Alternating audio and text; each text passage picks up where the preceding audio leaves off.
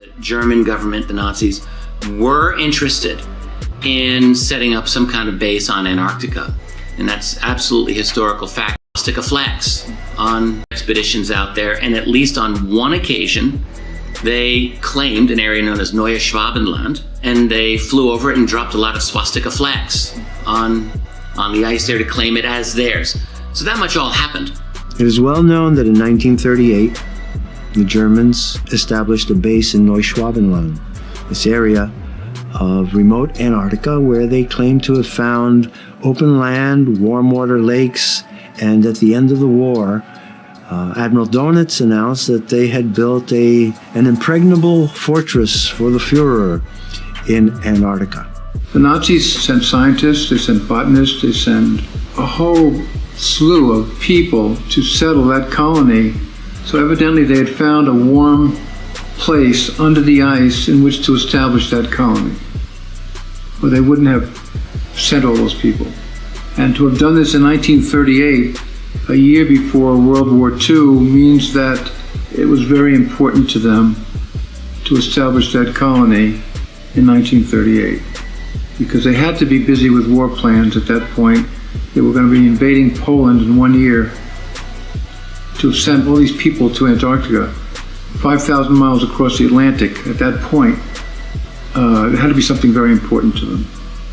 In 1946, a British expeditionary force, a military force, was sent to Antarctica to explore the area, and they were driven back with horrible stories of being decimated. They ran into something that devastated the mission and decimated the force. They got word back to England, and it is not coincidence that within a year, the United States government manned the largest military operation ever mounted to go to Antarctica. It's called Operation High Jump. And this was commanded by Admiral Byrd. It was an attempt to wipe out the German colony in Antarctica after World War II. They sent a fleet of 13 ships to try and destroy the base. There was an aircraft carrier, the Philippine Sea. There were several destroyers.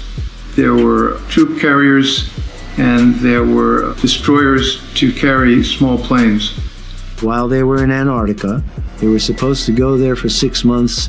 They terminated the mission after 2 months. They went down supposedly for an exploration expedition type of thing for Antarctica. It's true that that operation ended abruptly. It ended ahead of schedule. There were a couple of deaths reported on it. And there were rumors that they had encountered something in Antarctica that basically chased Admiral Byrd and American military out of Antarctica. On his way back to the United States, they stopped in Chile.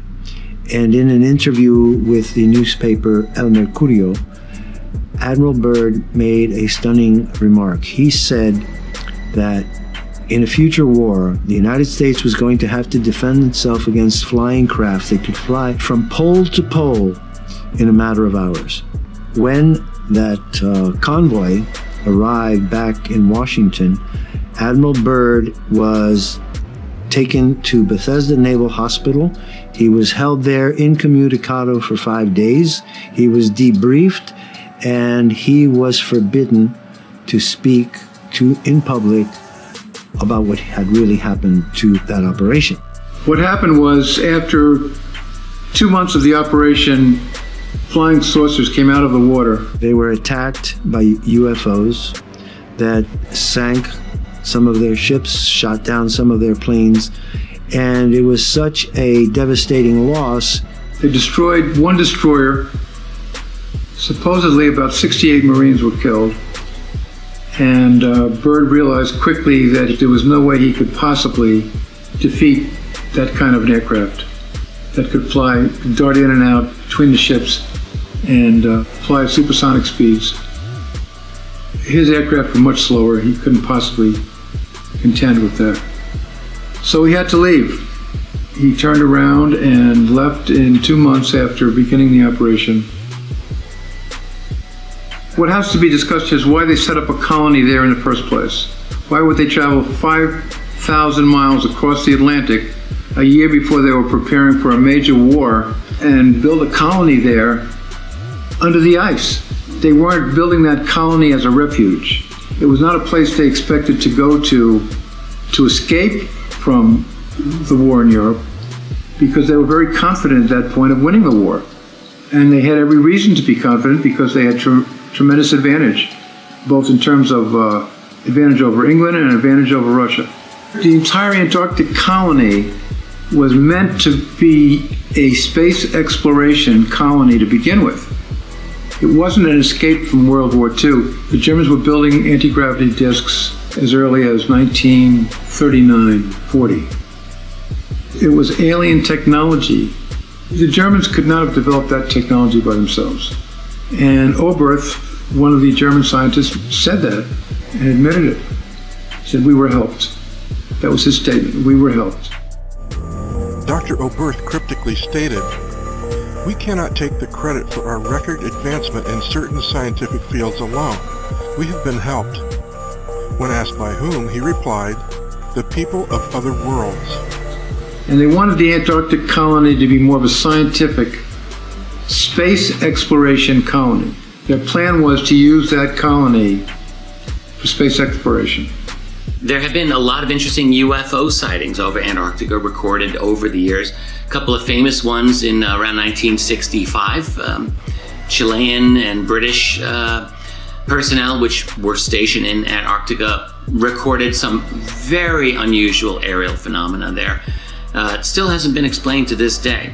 There's things going on down there, as there are around the entire world, relating to UFOs. If it's the case that Lockheed Martin and other major aerospace companies are moving to Antarctica, all right, if that's really the case, yeah, that's very interesting, isn't it? And you have to ask, why are they going down there? There have been some odd things in the news concerning Antarctica right at the end of the Obama administration. John Kerry went to Antarctica. Why? You have to ask seriously why. And then there's Buzz Aldrin, that there's some other strange things going on down in Antarctica. I mean, look, it's remote. It's easy to do things far removed from the public eye.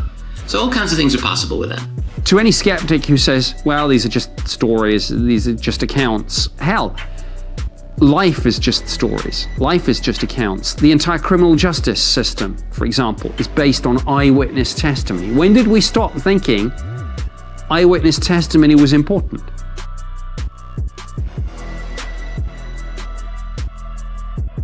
The following report is by renowned investigative journalist Linda Moulton Howe. Besides investigative reports, she has won both the Peabody Award. Anthony Sanchez, in his recorded transcript with the U.S. Air Force colonel, talks about progenitors. That is the word, that the progenitors were and are a tall, some kind of humanoid intelligence that would be the root source of the humanoids in this solar system. The fact that there was some kind of a war in Zeta Reticuli 1 and 2 a million or more years ago, and that it was between the tall, pale humanoid progenitors and another life form, gray humanoids, and that these two life forms are somehow distributed in this double binary star system of Zeta Reticuli 1 and 2, which is a binary star system about 39 light years from Earth. It's the one that the famous Betty and Barney Hill abduction case that Betty drew under hypnosis, a system of trade routes that involved a place where it was pointed out to her where our sun is, where Zeta Reticuli 1 and 2 have trade routes with other stars in that system. And that what the war was about. This is going to explain it. I posted it yesterday.